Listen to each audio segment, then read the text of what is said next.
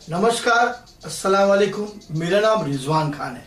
आज मैं आपको बताऊंगा, अगर आपको आपकी बीवी सुंदर नहीं लगती है तो चाणक्य के बताए हुए इन नियमों पर चले।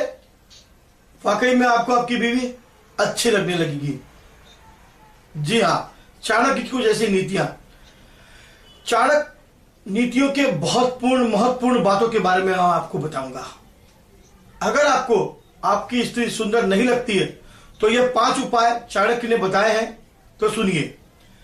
इस भौतिकवादी संसार में अधिकतर पुरुष सुंदर स्त्री से विवाह करना चाहते हैं। बहुत कम ही ऐसे लोग हैं जो किसी स्त्री की सीरत देखकर उस पर मोहित होते हैं।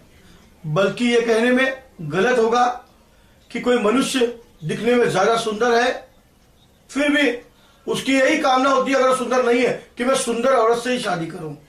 लेकिन देखा जाए तो ऐसा संभव नहीं हो पाता है कि हर व्यक्ति का विवाह खूबसूरत औरत के साथ हो जाए। यह जरूरी नहीं है। यह ऊपर वाले ने बनाया है। कहीं ना कहीं इंसान की जोड़ी जो है वो खुदा परवरदिगार ने बनाया है। बताता हूं मैं आपको उसके बारे में। सुंदर न होने पर अपने मन को शांत कैसे करें। अगर आपकी बीवी सुंदर नहीं है तो अपने मन को कैसे शांत करें। सबसे पहला, अपने मुंह को, चेहरे को सुबह उठकर आईने में देखें। अगर आपकी स्त्री सुंदर नहीं लगती है तो सुबह उठते ही अपने शक्ल को शीशे में देखें, जिससे आपके अंदर की कमजोरियां आपको चेहरे में दिखाई देगी शीशे में। क्योंकि कोई भी इंसान सर्वगुण संपन्न नहीं होता। अपने अंदर की खामियों को देखो। और दूसरा, अपनी बीवी के खामियों को, अंदर के बारे में सोचो, उसकी सीरत के बारे में सोचो, उसके मन में क्या वो सोचती है, उसके लिए हम क्या ऐसा करें जिसके मन में, उसके मन में हमारे लिए प्यार आ जाए या हमारे मन में उसके लिए प्यार आ जाए। और फिर ऐसी स्त्री को याद करो जिसने आपका अपमान किया हो। कहीं ना कहीं कोई ना कोई, किसी ना किसी के द्वारा अपमानित जरूर हुआ है। हर पुरुष कहीं ना कहीं कटु अनुभव हुआ है, तो उसको याद करो कि कहीं ना कहीं किसी के हाथों से बेइज्जत हुआ है। जीवन के कठिन वक्त को याद करो, जब आपको ऐसा अनुभव हो कि आपकी पत्नी सुंदर नहीं हो, तो आपको अपने पहले बैकग्राउंड के बारे में सोचना चाहिए। या फिर आप उसके बारे में सोचो कि आपके बुरे वक्त पर आपके लिए कौन खड़ा था। आपकी पत्नी ना, तो आपको अपनी पत्नी के बारे में ही सोचना चाहिए। क्योंकि स्त्रियों का स्वभाव बहुत चंचल होता है, कोमल होता है, और आप उनके दिल की गहराइयों को समझने की कोशिश करो। और फिर वो याद करो कि आपने कोई ऐसा काम किया हो गलत जिसको आपने अपनी पत्नी से छुपाया हो। कहीं ना कहीं आप पहले अपने अंदर के मन को टटोलो कि आप कहां तक सही हो। दूसरों को बोलने से पहले आप अपने अंदर के मन को झांक कर देखो कि आप कहीं ना कहीं गलत हो। आपने कभी देखा है सड़कों के ऊपर कोई खूबसूरत औरत निकलती है तो उसके साथ उसका एक आदमी होता है, लंबा सा, काला सा, दुबला पतला सा। या कोई खूबसूरत सा आदमी निकलता है तो उसके साथ एक काली सी, छोटी सी या मोटी सी औरत आपने देखी होगी। ये सब ऊपर वाला बनाता है। हर इंसान सर्वगुण संपन्न नहीं होता।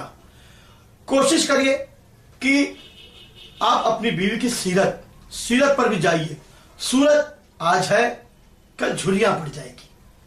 सूरत के बारे में मत सोचिए, आपको सीरत के साथ जीना है।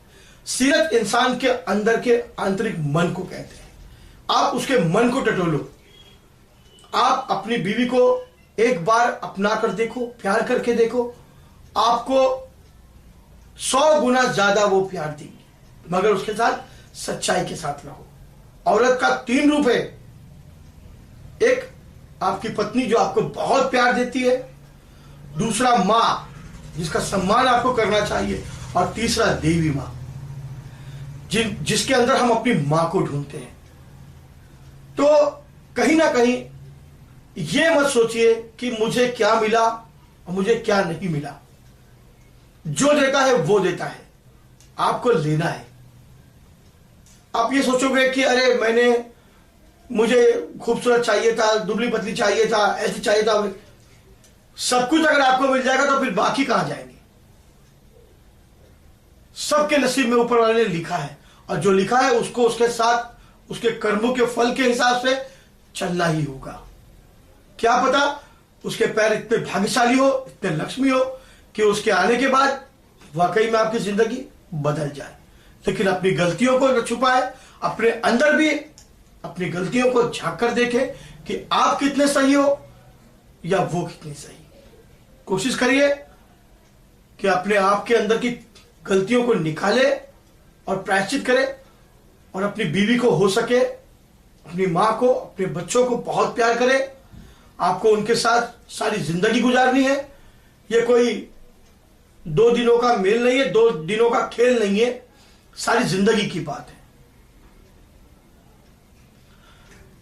कहीं ना कहीं हर इंसान चाहता है, उसकी तमन्ना होती है, हर एक सांस के साथ 3 इच्छाओं का जन्म होता है कि उसको ये चाहिए, वो चाहिए, वो चाहिए। लेकिन जो भी आपको चाहिए आप मांगते हो ऊपर वाले से, भगवान से, अल्लाह से।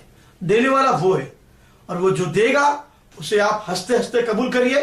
पता नहीं वो और क्या क्या देगा, ये तो उसकी माया, उसकी कुदरत वही जानता है। अगर आपको मेरा वीडियो अच्छा लगा तो आप मुझे लाइक सब्सक्राइब जरूर करें।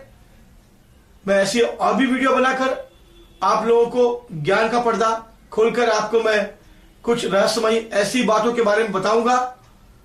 जब तक के लिए नमस्कार, खुदा हाफिज।